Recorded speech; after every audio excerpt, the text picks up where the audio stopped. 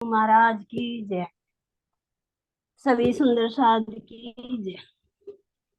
मेरे सदगुरु मुझको देना सहारा।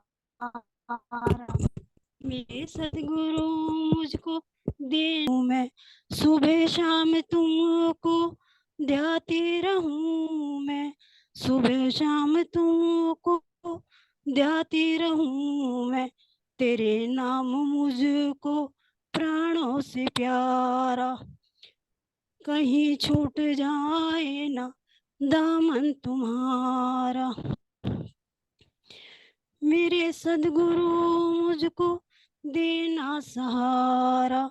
मेरे सदगुरु मुझको देना सहारा। कहीं छूट जाए ना दामन तुम्हारा।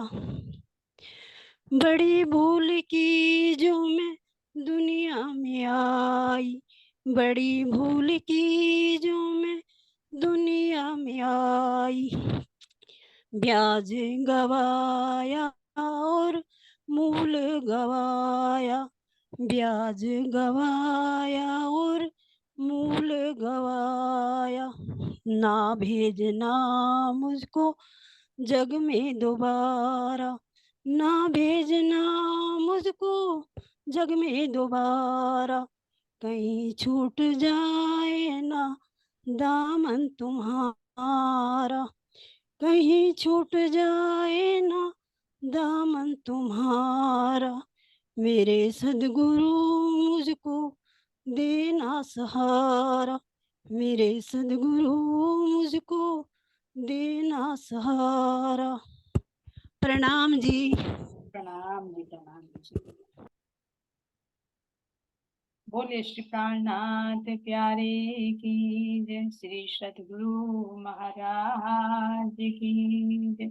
सतगुरु श्री रामचंद्र जी महाराज की। महामती स्वामी श्री लालदास जी महाराज की जय। श्री पन्नाम धाम की जय। सर्व सुंदर की जय। भक्ति प्रसाद जी, आपके चरणों छोटी छोटी से तो चलते हैं सुंदर साथ जी बेतक शहर की तरफ, है ना। तो कहेंगे चलेंगे। अब पत्र लिखा जाता है। जो 12 ब्रह्मणी औरंगजेब की कैद में थे, तो जब श्री जी को पता चलता है, कानजी भाई और शेख बदल जी जब पत्र लेकर जाते हैं, उसमें पता लगता है कि किस तरह से मेरी मोमिनों को औरंगजेब ने कसाला दिया है। तो उनकी सांत्वना बढ़ाने के लिए, हौसला बढ़ाने के लिए, उनकी वास्तविकता उनको दर्शाने के लिए ये पत्र लिखा है।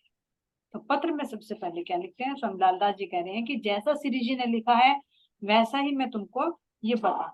लेकिन पहले वो कैसे लिखा हुआ था वैसे लिखा हुआ था, लेकिन अब वो चौपाइयों में बताया। मेरे प्राण के प्रीतम, साथ मेरे सिरदार, आत्म के आधार हो, जीव के जीवन उस्तवार, जीव के जीवन उस्तवार। बोले श्री प्राणनाथ प्यारे की। अब सबसे पहले लिखते हैं। अब देखो, यहाँ पर महसूस करो अपने आप को कि सतगुरु महाराज जी है ना, तन भी है मीराज ठाकुर जी का, उनके अंदर जीव भी है जो पहले देवाती का मरुका जीव रह चुका है ना। अब तो किसका कहेंगे, अब तो मिहराज जी का ही जीव रहा। वो तो पहले से इंट्रोडक्शन दी जाए। और परम धाम की हमारी इंद्रावती सखी भी है, और उन्हीं के धाम हृदय में राजी महाराज जी भी विराजमान। तो अब अलग अलग भाव से सभी अंदर विराजमान है। तो राज्य महाराज जी की प्रेरणा से अब ये पत्र लिखा जा रहा है। राज्य महाराज जी, क्योंकि लोह महफूज में पहले लिखा हुआ था कि ऐसे ऐसे होगा, तो ये पत्र लिखा जा रहा है, राज्य के निर्देश से तो लिखा जा रहा है। उन्होंने पहले लिख दिया था कि मेरी मोमिनों को वहां पर ऐसे ऐसे कसाला मिलेगा, तो मैं उनको प्रेम भरा पत्र लिखूंगा। तो राज्य महाराज जी के हुक्म से तो हो रहा है। लिखने अंदर से भाव किसका आ रहा है, इंद्रावती सखी का। और फिर लिखने वाला कौन है, तन। तो चारों इसमें इन्वॉल्व है। तो सबसे पहले लिखा, मेरे प्राण के प्रीतम, साथ मेरे सिरदार। हे मेरे साथ ही 12 ब्राह्मणियों के लिए विशेष देखो, अब किसके लिए प्रेम भरे शब्द प्रयोग हो रहे हैं? जो अपने प्रियतम के लिए कुछ करेगा, बिना करे कुछ थोड़े मिलता। यहाँ पर भी देखिए, अगर पत्नी है, पति की सेवा करती है, घर परिवार को अच्छी तरह से संभालती है, तो वो पति भी प्रशंसा करता है ना। और अगर वो घर से अच्छी तरह से ना संभाले तो वो क्या क्या प्यार करेगा? तो इसी तरह से यहाँ देखिए, इन मोमिनों ने तो अपने धाम देने के लिए कितनी बड़ी ये कष्ट सहा, कितनी बड़ी कुर्बानी दी, है ना। अभी पत्र में अंदर आएगा कि क्या क्या उन्होंने छोड़ा है, क्या क्या उन्होंने लिया, कितना मन मान कार्य किया। तो उनके समर्पण को, उनकी श्रद्धा को, उनकी सेवा को देखकर ही तो ये सब दिल से निकल रही हैं कि हे मेरे साथियों, तुम सिरदार हो। सिरदार कौन होता है? जो किसी कार्य को आगे बढ़कर करता है।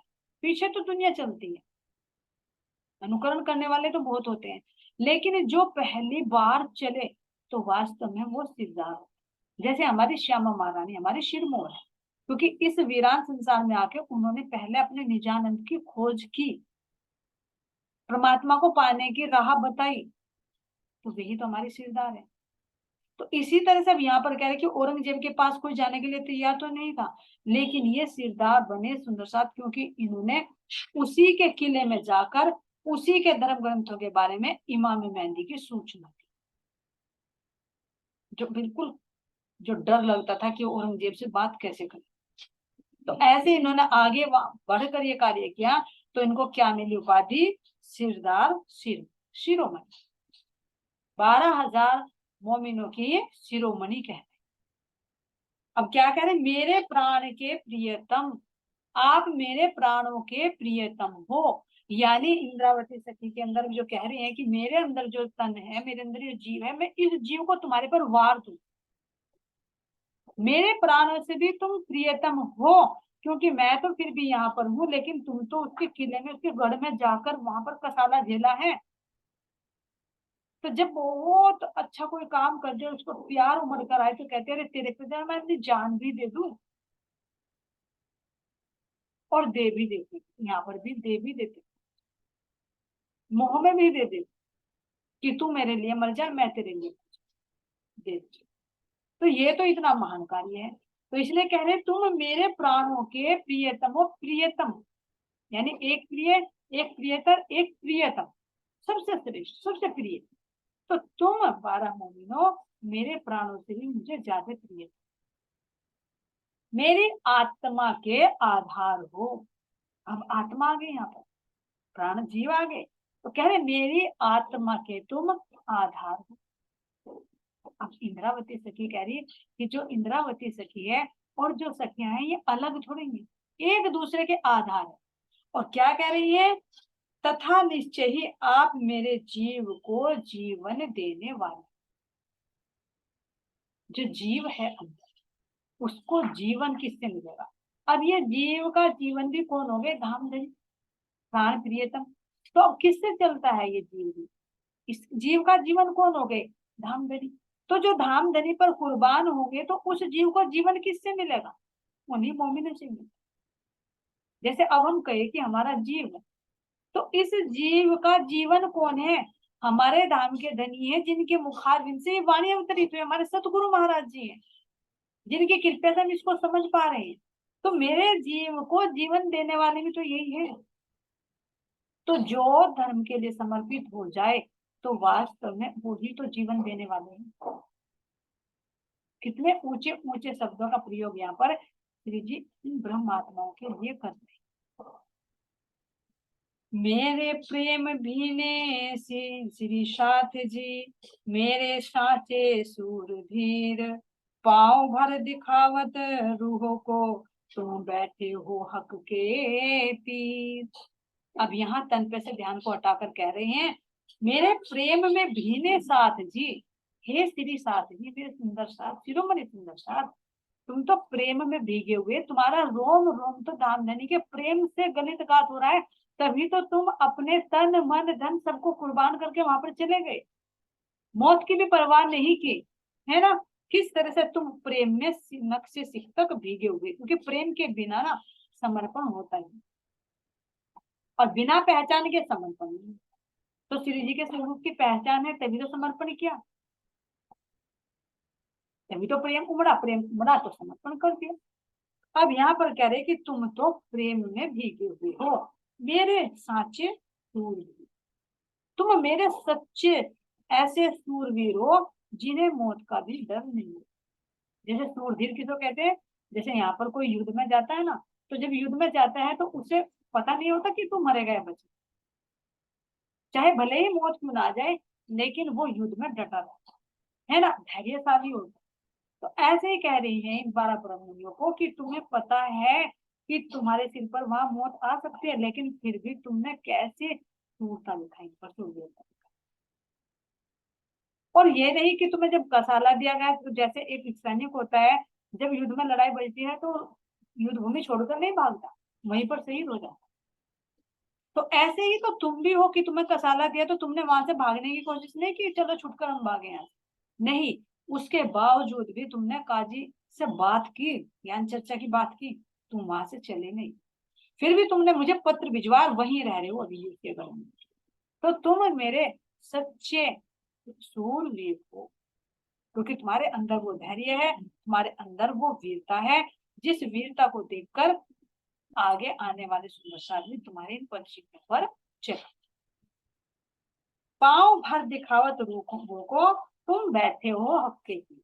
तो तुमने ये चाल चलकर दिखाई है कि धर्म के रास्ते में अगर कुछ भी कुर्बानी देनी पड़ जाए, यहाँ तक कि जान की भी कुर्बानी देनी पड़ जाए। तन मन धन तो बहुत छोटी चीज होगी तुम साथ जी यहाँ पर, लेकिन जहां पता लगे कि मौत सिर पर खड़ी है, तो वो प्राण न्योछावर का छोटी मोटी बात नहीं है।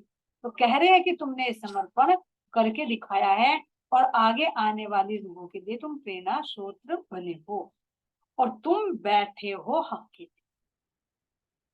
अब तुम धनी के चरणों में ही बैठे हो। अब देखो कहां पर ले जा रहे सूता।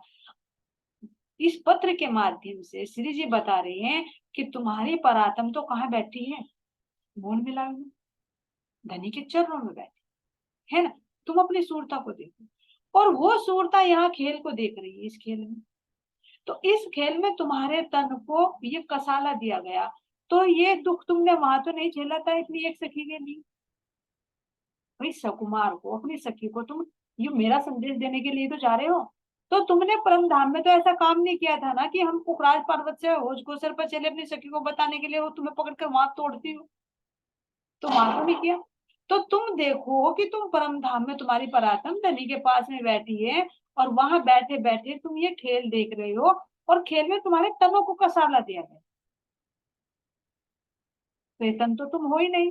लेकिन अगर तुमने इस पर भी कष्ट झेले, तो ये भी कितनी बड़ी महानता है कि सब भ्रम आत्मा में सिरमौर बना लो। तो ये देखो, दुख का ही तो खेल देखने के लिए आएंगे, तो दुख दुख ही तो दिखा रहे हैं कि देखो वहां ये कार्य नहीं होते थे, यहाँ ये कार्य होते। और यहाँ पर भी इस दुख के बदले में भी धनी का कितना लाड़ कितना प्यार मिल रहा है, कि प्रेम भरा पत्र मिल रहा है। उनकी लाड़, शिरोमणि, प्राणों के आधार, आत्मा के आधार, कितने प्यारे प्यारे शब्द मिले। तो यहाँ पर भी सुंदर सा जी कहते ना कि संसार में जितना भी कष्ट मिलता है ना, धनी के लिए कितना भी कष्ट उठाए, इतना ही धनी प्यार करते हैं, लाड़ करते हैं। यहाँ भी देखो, कोई आशिक और मासूक हो, अगर कि आपने मासूक के लिए आशिक मार खाता है, तो उसका प्रेम और बढ़ता है, जितना जितना पब्लिक रोकती है और उनका ज्यादा चढ़ जाता है। तो ये तो यहाँ झूठा मोह है, क्योंकि जितना विरोध करा जाएगा, उतना ही उनके अंदर और लगा होता रहेगा, और आखिर में यहाँ तक आ जाते हैं कि वे एक दूसरे के लिए अपनी जान भी दे देते, सुसाइड भी कर लेते, कि अगर बीच में बाधक बन रहे हैं तो चलो दोनों एक साथ मरते। तो देखिए मोह में कितना बल है। तो जो धनी के लिए कुर्बान हो रहे हैं, धनी के लिए मार खा रहे हैं, तो क्या उन्हें लाड़ प्यार नहीं मिलेगा। जैसे मीराबाई को देखे, मीराबाई को कितना कष्ट मिला, तो इतना ही अपने कान्हा को वो प्यार पाती है।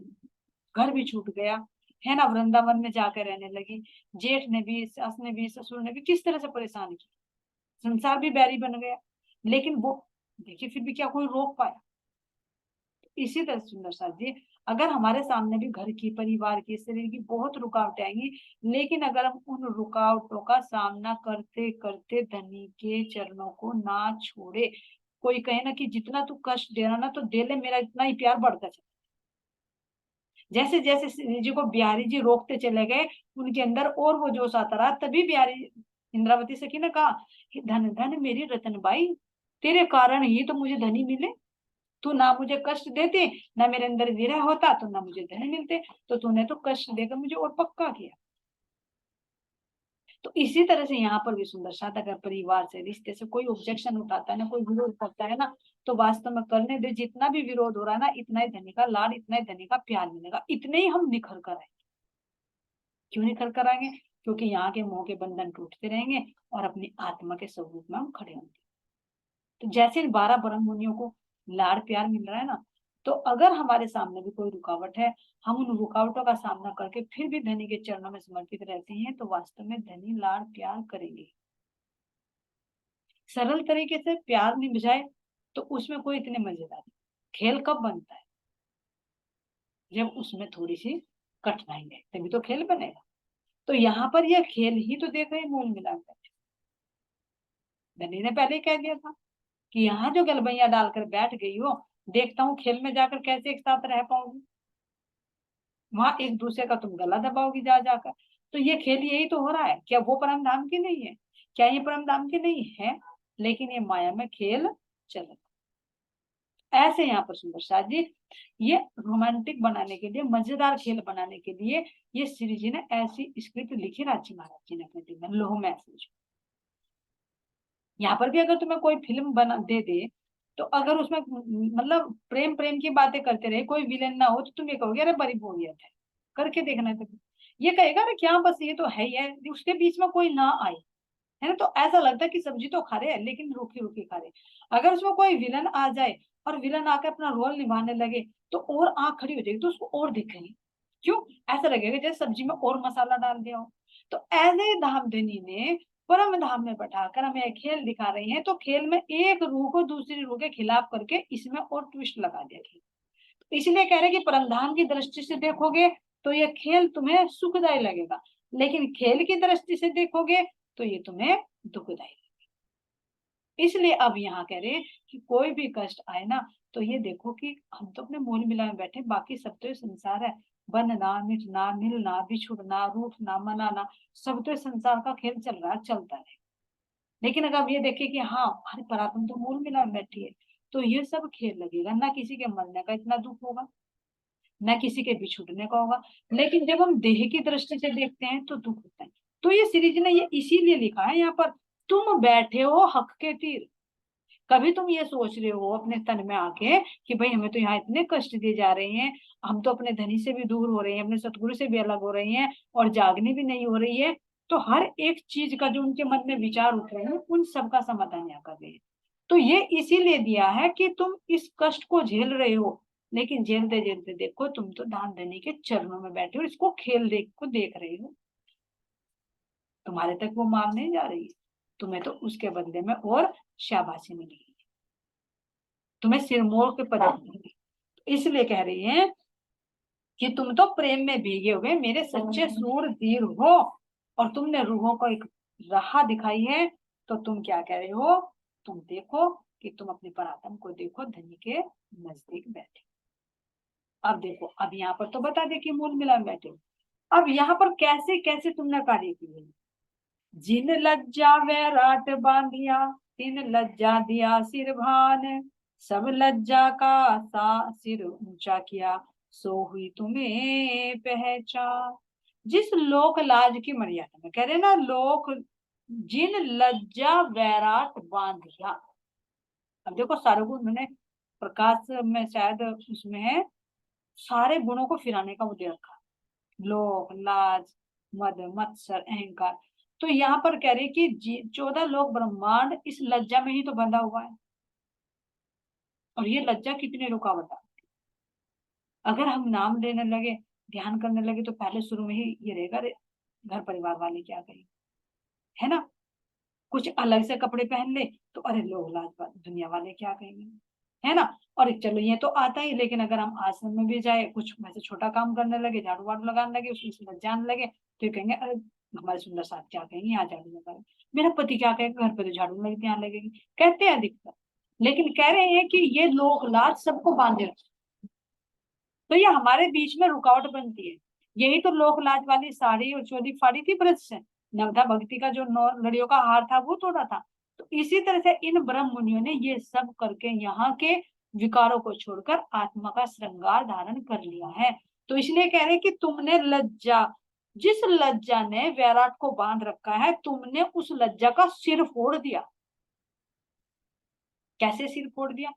कि अब यहाँ पर वेश धारण गए मुसलमानों का, है ना। तो एक सामान्य सी बात है, अगर बाहर से देखे तो घर परिवार के अंदर भी विरोध किया होगा। हम पढ़ रहे सुंदर साहब बहुत सरल लग रहा है, लेकिन एक के साथ में कितनी घटनाएं घटती। ये जो 12 ब्रह्म मुनि गए हैं, इनमें 2 मुसलमान है, 10 हिंदू के हैं। तो ये कुरान को दिन रात कुरान की बात करते हैं। फिर उन्होंने मुस्लिम वेश भी धारण किया। फिर ये वहां पर भी गए औरंगजेब की उसमें, वहां का साला भी झेला। तो क्या घर के परिवार के या जान पहचान वाले कुछ कहते नहीं होंगे? कहते होंगे। जो एक प्रसंग तो आता है कि कौन से में उनके घर वालों ने कह दिया था कि हम भाई तुझे पैसे दे देंगे, उसको तू मरवा दे। उसने हमारा क्या कर दिया, नाम भी बोल दिया कि वो मुसलमान बन गया। जैसे भी देखा ना पीछे काजी के घर पे वो हिंदू ने सुना तो क्या लगा, अरे मैं तो ऐसा लगू जमीन फट जाए, मैं उसमें समा जाऊं, मेरा तो धर्म, इनको देख के मेरा तो धर्म भ्रष्ट हो गया है, ये हिंदू होते हुए मुसलमान वेश में है। आशा जीत ने कैसे कह देते तो बिना सिर के हैं, आज मैं देख रहा हूँ, आज तक तो मैंने सुना था, आज मैं देख रहा हूँ कि बिना सिर के भी आदमी पैदा होंगे। तो जब ये तो मेन मेन लिखा था जिन, लेकिन कितना विरोध हुआ। जैसे हम कहे कि हम भाई कुरान के बारे में बात कर रहे हैं, तो लोग क्या कहते होंगे, भैया हिंदू होकर कुरान के बारे में बात कर रहे हैं। लेकिन अगर शर्म करेंगे तो ये सर्व डुबोते, क्योंकि परमात्मा सबका एक है। हम एकस्वरवाद को मानते हैं, यानी वो सोई खुदा सोई खुदा, अलग अलग नहीं, चाहे वेद और शास्त्र दोनों को मिलाकर। तो ये लज्जा कितने रूपों में आती है सुंदर साथी।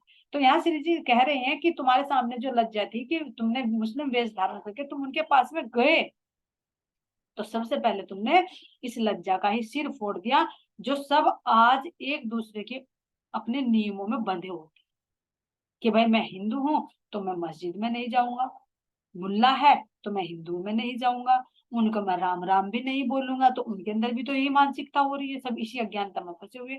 भाई हम राम राम कह देंगे, हम भारत माता की जय बोल देंगे, हम राष्ट्रीय गान बोल देंगे, तो हमारा धर्म भ्रष्ट हो जाएगा। कौन सी सोच लिए बैठे हैं? परमात्मा क्या खुदा अलग अलग हो गया? तो ये सब क्या है, अज्ञान है। तो यहाँ पर कह रहे हैं सिर मोर ब्रह्म मुनियो, तुमने इस लज्जा का सिर फोड़ दिया है और सब सात का सिर ऊंचा किया, सो हुई तुम्हें पहचान। है ना, तुमने इसके अपने अनुपम त्याग के द्वारा सब सुंदर सात का सिर ऊंचा कर दिया है, सम्मान से ऊंचा।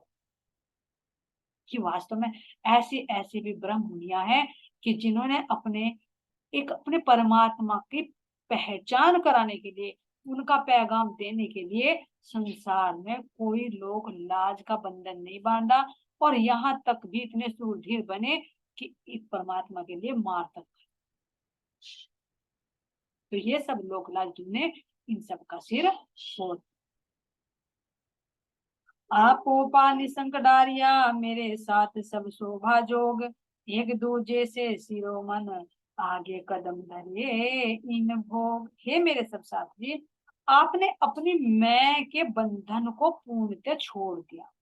जो मैं थी ना, ये मैं लगी हुई थी, शरीर की मैं, जीव की मैं, आत्मा की मैं, इन सबको तुमने छोड़ दिया। शरीर की मैं तो पहले ही छोड़ दी थी, जब जैसे लालदास जी थे, है ना, गंगाराम, दयाराम, बनारसी और शेख बदल जी, इन्होंने शरीर की मैं तो जब ही छोड़ दी थी जब श्री जी के चरणों में समर्पित, है ना, घर बार तन मन सब कुछ न्यौछावर कर दिया था। अब क्या कह रहे हैं कि जो एक बाहर मर्यादा में होती है कि भाई हम हिंदू हैं तो हम मुस्लिम का वेश धारण क्यों करें। जो 2 भाई मुस्लिम के थे, शेख बदल और कायम मुल्ला, उन्होंने भी श्री जी के चरणों में सिर झुकाया, उन्होंने भी वहां जाके कह दिया था कि नहीं भाई हम मांस मदिरा नहीं खाएंगे, हम हिंदू के साथ में है तो हम हिंदू जैसे शाकाहारी भोजन लेंगे। तो उन्होंने भी शरीयत को छोड़ दिया था, तो उन्होंने भी कर दिया। तो इसलिए कह रहे कि तुमने मैं के बंधन को पूर्ण से छोड़ दिया, चाहे वो शरीर के लेवल पर है, चाहे वो आत्मा के लेवल पर है, दोनों को तुमने त्याग। और ये क्या करे, ये सभी महान सौभाग्य योग्य है जो तुमने किया है। और क्या करें, हे मेरे साथी, क्योंकि 12 ब्रह्मणि है, तो सबका नाम ले लेकर कहते हैं कि तुम एक से एक बढ़कर हो। क्या कह रहे हैं, चिंतामण सात समस्त भाई लक्ष्मण, भीम भाई नागजी दोए, चिंतामण दयाराम, ये चारों कहे सो। ये चारों ने मिलकर धर्म कार्य में कितना योगदान दिया है।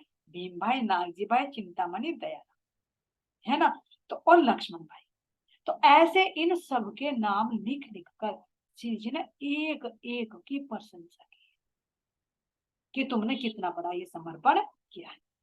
अब आगे क्या कहते हैं यहाँ पर, वे सब श्री राज के चरण तले, रहियो आरोग तुम, सुख समाधान आनंद मंगल की, ये पाती लिखी हम, ये पाती लिखी हम। तो अब क्या करें श्री जी, कि मेरी यही चाहना है कि आप श्री जी के चरणों की छत्र छाया में हमेशा स्वस्थ बने रहे।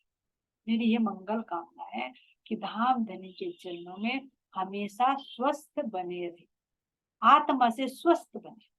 जो आत्मा के अंदर गुण है, समर्पण है, इश्क है, प्रेम है, विश्वास है, सूरवीरता है, वो सब बनी रहे।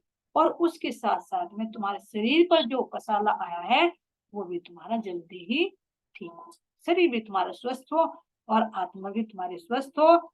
आपके सुख समाधान एवं आनंद मंगल की कामना करते हुए मैं ये पत्र लिखा। तो जब ये पत्र मिला होगा कितना दिल भरकर आया होगा, है ना। जब एक मतलब कोई भी रास्ता ना सूझे, क्योंकि अभी सुंदर साथ को यह है कि हमने कष्ट भी झेला, इतना भी कहते हैं ना अधूरी जीत हुई अभी हमारी, कि भाई हम यहाँ पर आए भी कष्ट भी झेला, लेकिन औरंगजेब तक फिर भी नहीं मिल पाए, फिर भी पैगाम नहीं पहुंचा पाए, तो अधूरी जीत हुई। और फिर यहाँ पर कितना बड़ा हौसला बढ़ा, कह रहे हैं कि मंगल कामना करता हूँ, लेकिन तुमने जितना भी किया ना ये बहुत महान, क्योंकि कोई आज तक कोई जा ही नहीं पाता था उसके दरबार में, तुम उसके दरबार में जाकर तुमने कम से कम काजी से बात तो की, कयामत के संकेत तो बताए, तुमने इमाम मेहदी के संदेश तो वहां तक पहुंचा दिए, ये थोड़ी बड़ी बात नहीं है, बहुत बड़ी बात है। तो इसीलिए कहती हैं, इंद्रावती की वासना में लिखे प्रणाम कोटान कोट, अविधारियो तिनको लीजो धनी की ओ। इंद्रावती की आत्मा तुम्हें कोटान कोट प्रणाम करती है। ये है समर्पण, कितनी विनम्र है इंद्रावती। हम तो अगर ये देखिए साक्षात उनके अंदर धाम, लेकिन अगर धाम देने की मेहर से हमें कोई सुंदर साथ ऊंचा पद दे दे, थोड़ा सा हमें गद्दी मिल जाए, हम मंच पर बैठकर प्रवचन करें, तो हमें प्रणाम करते हुए भी शर्मा कि सुंदर साथ के चरणों में क्यों प्रणाम करें, मैं तो महाराज जी की गद्दी पर बैठ गया हूँ, ये तो मेरे से छोटे हैं। अब यहाँ पर सुंदर साथ कोई छोटा कोई बड़ा नहीं है, सब हम धाम देने की अंगना। तो यहाँ इंद्रावती सखी खुद कह रही है कि मैं तुम्हारे चरणों में कोटान कोट प्रणाम लिख रही हूँ, अवधारियो तिनको लीजो धनी की ओर, और मेरे इस प्रणाम को स्वीकार कीजिए और धनी की ओट लीजिए। धनी की ओट, धनी की ओट का मतलब ये रखिए कि धनी तुम्हारे साथ हर पल पल है, कोई भी कष्ट आता है तो बस धनी में पहुंचो, ये है ओट। जैसे हमारे मन में भी कोई विकार आने लगे या घर में कोई परेशानी होने लगी या बाधाएं आने लगी, तो क्या करे, धनी की ओट, राजी महाराज जी जैसा तेरा हुक्म, लेकिन डगमगाना नहीं। तो ये है धनी की ओट। कोई भी बाधा कोई भी मुश्किल हो, हर एक में क्या करे, बस मेरे खामद दाम देनी है, वो ही करेंगे मेरा जो भी कुछ करे, जाने तो राजी रखे, जाने तो दलगीर जिस भी तरह की। तो ये होती है धनी की ओट, यानी माया का कुछ थपेड़ा पड़ रहा है ना, बस मेरे धाम, मेरे प्राप्त, मेरे सतगुरु महाराज, तो यही तो आश्रय है वो का, और कौन सा है। तो यहाँ पर भी कह रहे हैं कि अगर तुम्हारे को कोई और भी कष्ट आता है वहां पर, क्योंकि अभी आगे वहीं पर है ना, तो कह रहे हैं कि कोई भी बात होती है, तुम मुझसे चर्चा भी कर रहे हो या आगे कुछ भी बात होती है, तो तुम हर पल अपने धामधनी को याद रखना, उनको पुकारना, क्योंकि वो हर पल तुम्हारे सिर पर खड़े, उनमें अपने ध्यान को लगा। ये श्री राज की दया से मिल भेला होएगा साथ, तब सुख समाधान आनंद होए, धनिये पकड़े हाथ। धाम धनी की कृपा से एक दिन ऐसा भी आएगा कि हम सब सुंदर साथ एक साथ मिलेंगे और फिर मिलकर हम आनंद मंगल की बातें करेंगे कि अरे कैसा कैसा खेल देखा हमने, कैसे कैसे औरंगजेब को जगाने के लिए गए। तो यहाँ तो मिलेंगे सुंदर साथ जी, लेकिन कह रहे हैं कि जब परम धाम में जाएंगे तो कितनी हंसी हुई। कुमार की आत्मा तो ये कहेगी, ये मेरी सखियों मुझे माफ करो, तुम मुझे पैगाम देने के लिए आए और मेरे अधिकारियों ने तुम्हें पीट डाला। तो ये कह रहे कि एक दिन वैसा आएगा कि सब सुख समाधान और आनंद में हम राज्य महाराज जी के पास में ही बैठकर इन सब बातों का आनंद ले। तुम दुख मत मनाओ, जो हो रहा है वो आनंद के लिए हो रहा है, जो हो रहा है वो धनी के हुक्म से हो रहा है, बस तुम हर पल धनी को याद, वो धनी की ओट में। तो अब यहाँ पर सुंदर साथ जी क्या लिखते हैं आगे, हकीकत ए समझाइयो आपन माया से हुए बेजार, सिताबी काम क्यों न होत है, सब मिल क्यों न होत तैयार। अब समझा रहे हैं साथी जी, आप इस वास्तविकता को भी समझिए, आप घबराइए ना। कभी आप ये सोच रहे हो अरे इतने दिन से चक्कर काटते फिर रहे हैं, इसके पास आ गए लेकिन फिर भी आत्माएं जागृत नहीं हो रही, वहां तक हमारा संदेश नहीं पहुंच रहा है। तो श्री जी क्या कहते हैं, हौसला बढ़ा, क्योंकि जितना बड़ा कार्य होता है इतना इस टाइम लगता है, छोटा कार्य जल्दी हो जाता है, बड़ा कार्य महान कार्य में तो टाइम लगता है, रुकावटें भी आती हैं। तो यहाँ पर उनका कभी विश्वास डगमगा जाए तो श्री जी एक एक बात को लिख रहे हैं। तो कहते हैं कि आप जागने लीला में माया से जब परेशान हो जाते हैं तो सोचने लगते हैं कि काम जल्दी क्यों नहीं हो रहा। जैसे हम सोचे हम ध्यान में बैठ गए, अरे हमें इंतजार क्यों नहीं होता, हमारा ध्यान क्यों नहीं, अरे हम इतनी बार वाणी चर्चा सुनते हैं पढ़ते हैं, हमारे समझ में क्यों नहीं आता, हमारे याद क्यों नहीं रहता।